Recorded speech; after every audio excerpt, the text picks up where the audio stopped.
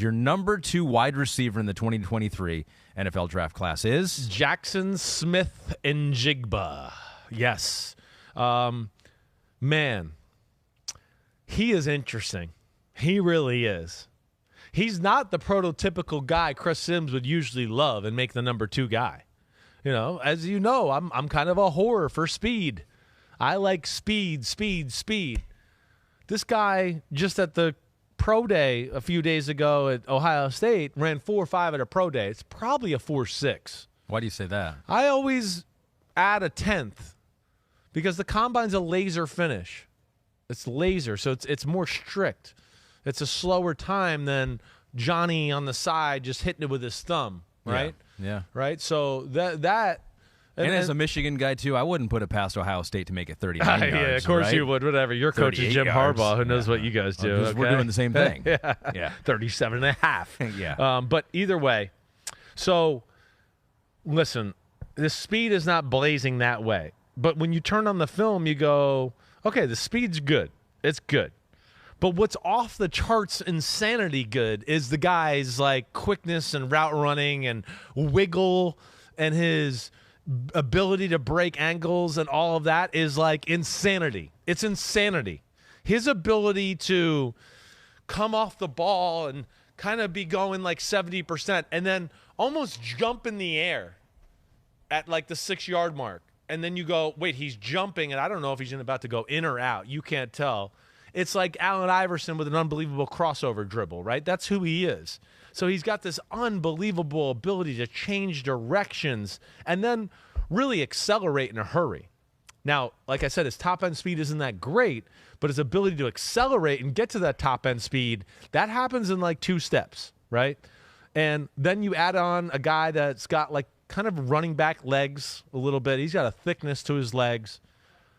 I mean, he's got an awareness and an instinct about him as far as route running or sitting in zones. It just shows on film. And then his ability after the catch is insane. It's insane. The first guy never tackles him. He breaks arm tackles. He breaks ankles. And then, as I said, you know, as a route runner, there's times where I go, I wish he would separate a little bit better. I don't know if I could trust him on the outside all game long against top-tier corners in football, right? I worry about that. But having said that, here he is. If he catches a ball over the middle for 15 yards, that same guy's covering him. He runs away from him. He's like one of these weird guys that when the ball's in his hand, he gets another gear that he doesn't have when he's just running routes. Like there's so many plays where you go, oh, he's not going to turn the corner. He can't turn the corner. Holy cow. Whoa. Oh, he turned the corner. Oh, my gosh. He can't go to the house here. He's not going to go to the house here. They're going to catch him. Holy shit, he scored. Like, it's amazing. Yet, you know, you could see him run a go route against that same guy 5 plays earlier and go, he didn't run by him. He couldn't stack him. He couldn't even, like, pull away. You know, so that's where it's different. It's different to have this type of guy, but size, strength, route running ability, you know, yak ability, yards after catch, all of that is just like top notch. And then there's spots for guys like this in the NFL. You don't have to always be the outside, you know, outside type, like just go-to receiver that way. Yeah. You can find a role and make a guy a go-to guy in the slot and work him in that way too. It's different than 20 years ago, and that's where he fits. Do you have a current comp to him in the NFL? He was hard, right? Like I wrote he's Jarvis Landry. That's kind of the guy he reminded me coming out. Where Jarvis Landry was a little that way for me too, where I was like, man, I wish he would separate a little bit running routes, but damn, when he gets the ball in his hands, watch out, right? That's how I feel. But I honestly, to a greater version than Jarvis Landry. You know, I think he's better than Jarvis was coming out of college. Now, the issue is, and this is one where, like, you know, again, I just go off the film. I know that. But he didn't play a year because of a hamstring injury. So that's the thing, right? And that's scary to me. That is really, really scary to have a wide receiver have a year-long hamstring issue, and you might draft him, what, top 15, top 20? That's scary. Put yourself in the GM shoes, right? Could you risk that? That's tough. That's where the interviews come into play. That's right? exactly That's right. Where we're at a little bit of a disadvantage because we don't have everything. That. We don't have that information on him. Yeah, just played 3 games in 2022 due to a hamstring injury, and who knows as the year went on.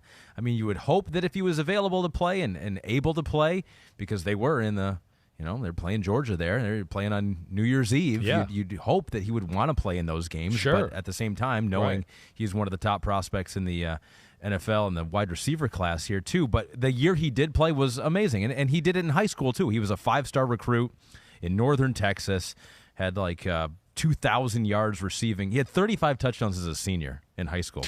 I'm in not Texas. Shocked. I'm not shocked. This is not Rhode Island, or nothing against Rhode Island. No, but I mean, apparently it is against their football. That's what you're saying. And the one year that he did play, he Yeah. was awesome. Yeah. And he was on the team with Olave and Wilson, and he outproduced both of those guys. And he had 300 and something yards in the Rose Bowl game. I know. So it's like that 1 year was basically it didn't like come out of nowhere. It was like, this guy's a stud. He's a 5-star recruit, and we saw it on the field. But it was just 1 year. It was just 1 year, and then there's an injury concern. You're right, and then there's that. And the cool thing is what you saw too, though. You got to see him in a role that I think is really what he's going to be in. He had 2 NFL receivers on the outside, and he got to be the slot. Yeah. And there's not a lot of guessing here. We have his numbers too, Kristen, if you want to throw those up on that year that they all did play together with Wilson and Olave. And, it was 1,600 yards for Smith-Njigba, and it was over 1,000 for Wilson, and it was almost 1,000 for Chris Olave. Yeah. Those guys are good route runners, obviously, but small, slighter of frame and more, speed guys. This guy is really about as high level of a route runner you're going to see in college football. The things I talked about with Zay Flowers, like he has, all of that, but he's even slicker or craftier with it. His ability to attack leverages. I already talked about the route running, but the changing of speeds, all of that.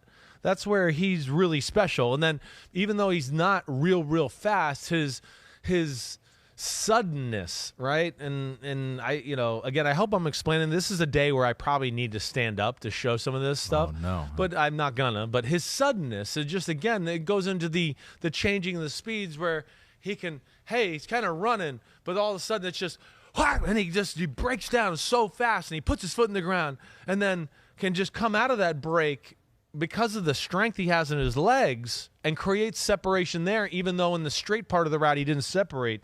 That's where, he becomes special. And then, like I said, with the ball in his hands, he's pretty amazing. But releases are phenomenal. He's strong as hell.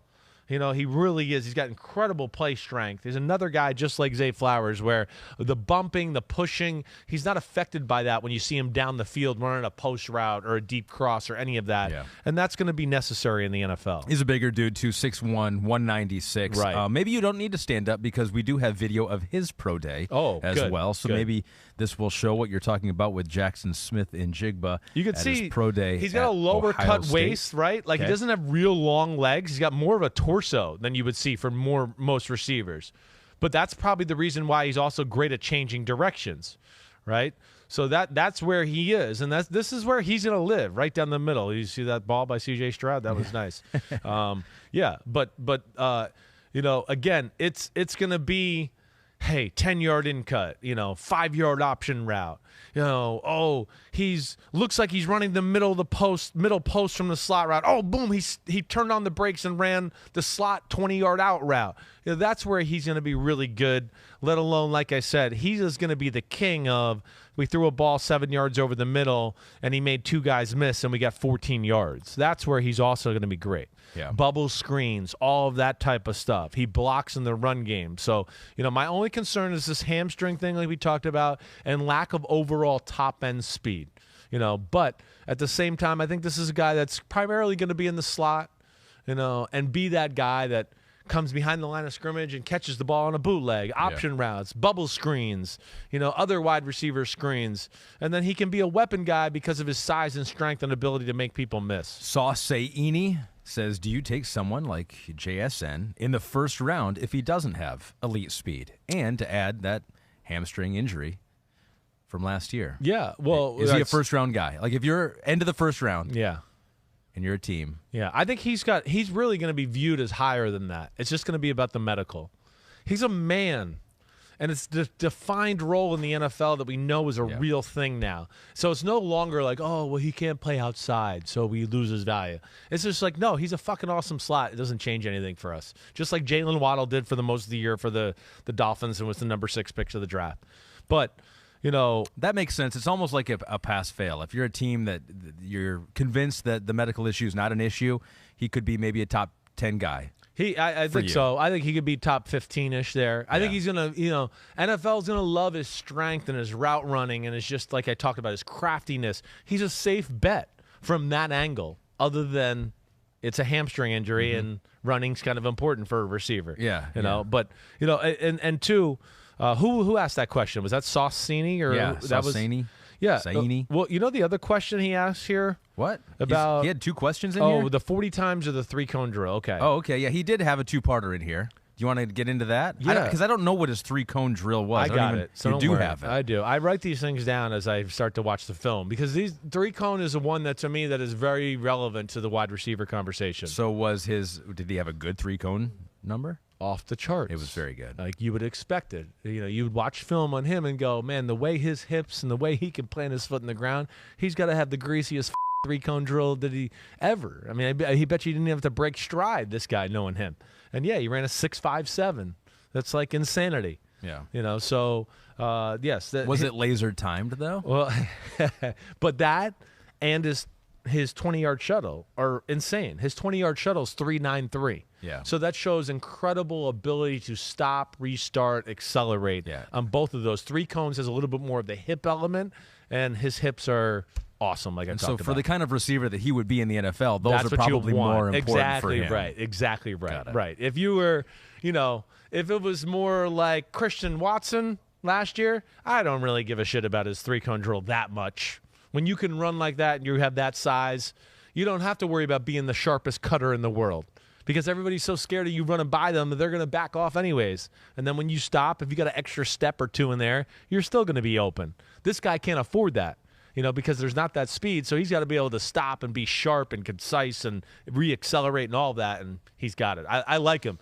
It's just it's going to be interesting to see where he goes and where he falls in this process. Hi, I'm Mike Tirico, and thanks for watching. Make sure to hit subscribe for the latest news and highlights from NBC Sports.